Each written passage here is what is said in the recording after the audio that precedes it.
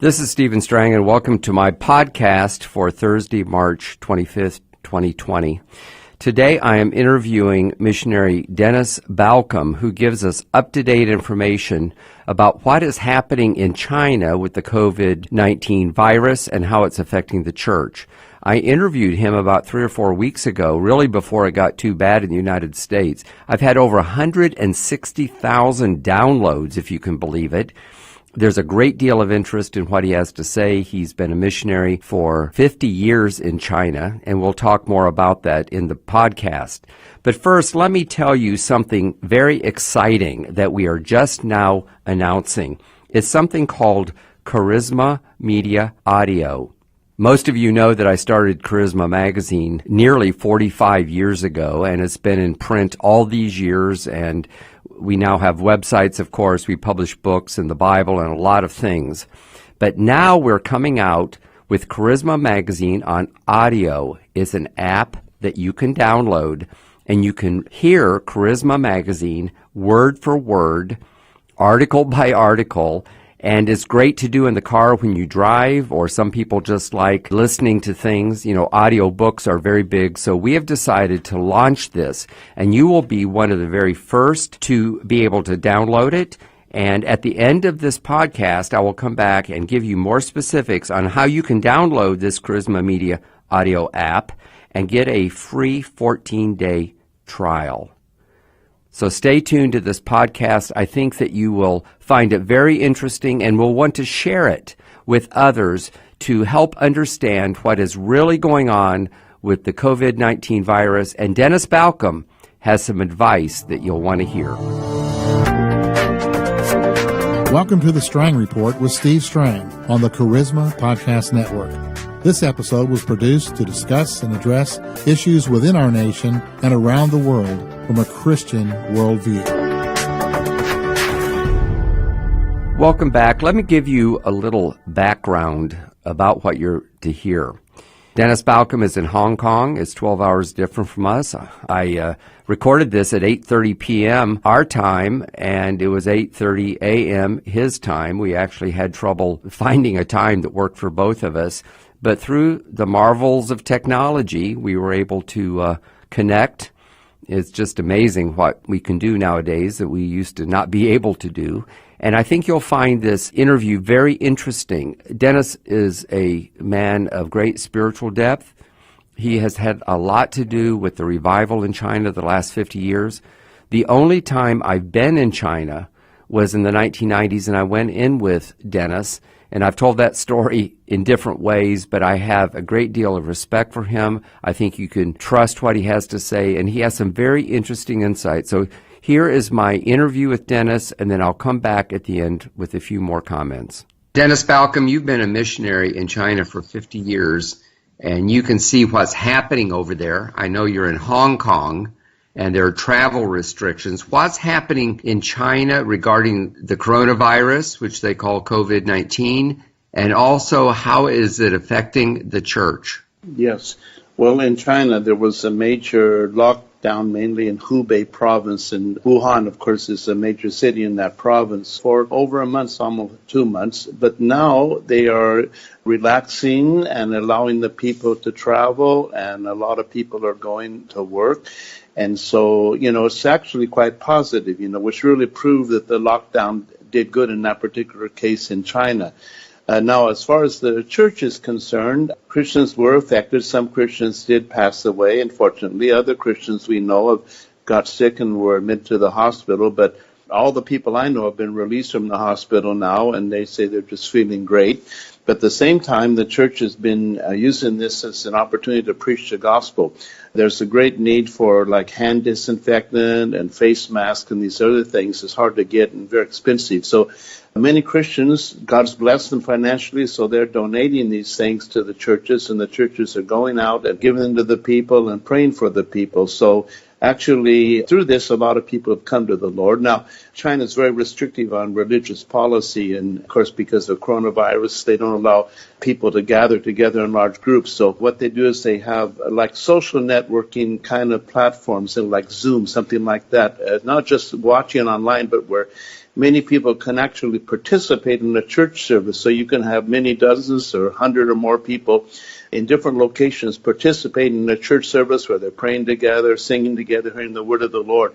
And through that, some people have actually come to faith in Jesus Christ. So it has been really an opportunity to preach the gospel. But, having said that, people have died, and it's been a real crisis to the whole situation and the health situation in China. What is the Chinese government saying about how it started? We believe that it started in Wuhan province. They at first said it was from eating bats. Then there was some discussion that it may have been some kind of biological lab. Then we heard that the communist government was blaming the United States, which is ludicrous. What are you hearing? Yes, well, that is true. They are blaming the United States, and of course the United States is blaming China.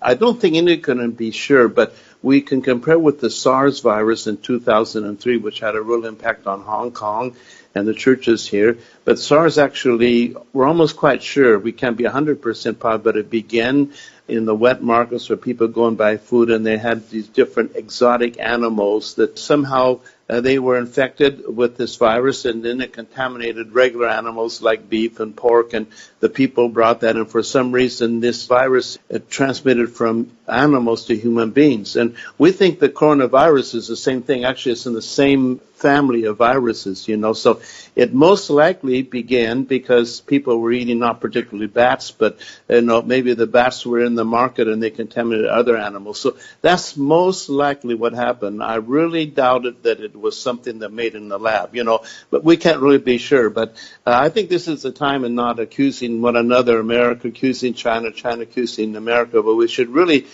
try to work together to find a solution to the problem.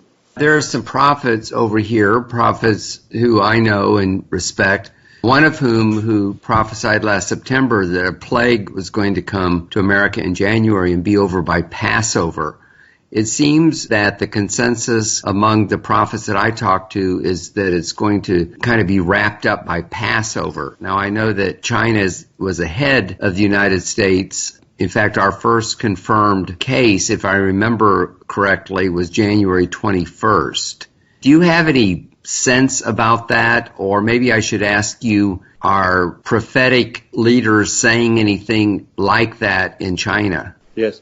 No, we haven't heard any prophetic leaders say that in China. Though, as I said, the fact is that now it is coming to the end, it seems like, in China. But the problem is people are coming back from overseas, from Europe and North America, bringing the virus. So almost all the new cases that have happened in China, even in Hong Kong, there's been a huge increase in people bringing it back from overseas.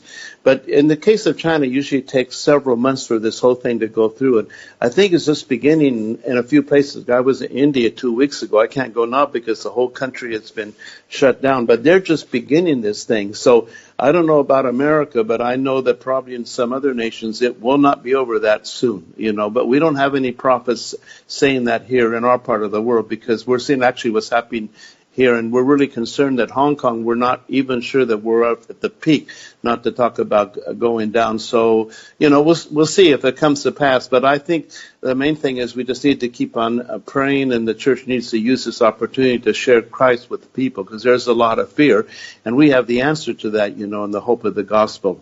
Didn't the Chinese government try to cover it up at first and even arrest some scientists who sounded the alarm that there was a new virus? And, these are the things we hear in the news, and that maybe there was a delay of a couple of months, and in the meantime was the Chinese New Year where there were just many, many visitors to China for the New Year, and then, they picked up the virus and took it around the world when they went home. Oh, yes. That's absolutely true. And this is what happened in SARS. The government of China tried to cover it up. We didn't have the correct information. So SARS was very devastating in Hong Kong. 9% of the people that got SARS died, a total of 300 people. There were about 8,000 cases around the world and almost 800 deaths. So it was very deadly. It was because of a cover-up of the government. And in the case of China, it was actually, we understand it's a Christian doctor, Dr. Li, that first told people about the danger of the wet market and the virus. And he was silenced by the police. And so this is a fact, something to really be concerned about. And so now this thing about China blaming America, it really causes a lot of concern because, the Communist Party is not built upon Christian principles and honesty and truth, So this is something we're really concerned about. So even now, facts coming from China, we cannot be 100% certain that they are true. American Christians seem fascinated with the church in China, and we know, of course, there's been persecution for decades, and then it seemed that things improved a while, and then we heard that there was really a crackdown. What is the situation now in terms of the crackdown by the government on Christians, what we would call religious liberty, that type of thing? Yeah, well, there has been a crackdown. I mean, for all the years that communism has been in China, there's been tremendous restrictions on our religion, especially Christianity. But just in the last couple of weeks, we're hearing from many different places that they're not monitoring churches, they're not cracking down as before now. One theory is that maybe they're just too busy dealing with the coronavirus to be involved with, concerned about Christians. Another theory is that there are some people in the government that realize that Christians can pray and they can help people, and the Christians are actually helping people. So at the present time, some churches are actually out doing a kind of evangelism, social work, like giving the people face masks and praying for the people with very little interference. So this seems to be the good thing of it. It seems like, at least in the last 2 weeks, the pressure on the church is really declining a lot. As Christians, we believe that all things work together for good, even bad things. Do you see any good at all coming from this terrible pandemic? Oh, I see a lot of good coming from it. I wrote an article that you perhaps have looked at that talked about Hong Kong. And Hong Kong, people are Chinese, but they're not Buddhists and they're not communists, but they're very materialistic. Money is the god that they worship here. So in the SARS virus in 2003, the economy almost collapsed. The stock market probably went down 70%. But people were fearful. But people would actually come off the street into the church asking to be prayed for and to hear the gospel. Now, what we're doing is we're going out on the street. People have given us face masks and disinfectant, and we put a sign, this is a prayer station. So people are coming all around the area, can you pray for me? And then we talk with the people and pray for them. And, of course, some Christians receive words of knowledge and through gifts of healing heal the people on the street, So actually this has been a great thing for the gospel. And though the economy is really hurting, a lot of people out of work, a lot of businesses are closing down, which we're not happy about that. But the main thing, Jesus came to save people, not to make them wealthy, and so we're actually seeing an increase in unity in the church, in prayer, in worship, and in evangelism. So, sad that people have died, but at the same time, many people are now finding eternal life and are going to go to heaven. What would you say to my listeners, almost all of whom are Americans, of course, who may be in fear or some are even panicking? I don't personally see that many, but, a few people are just really fearful. In my area, there are very, very few cases, yet, the government has shut down the schools and all large public gatherings. We're not too far from Disney World, and it was one of the first things to shut down. So what would you say to people who are maybe fearful that would maybe give them hope?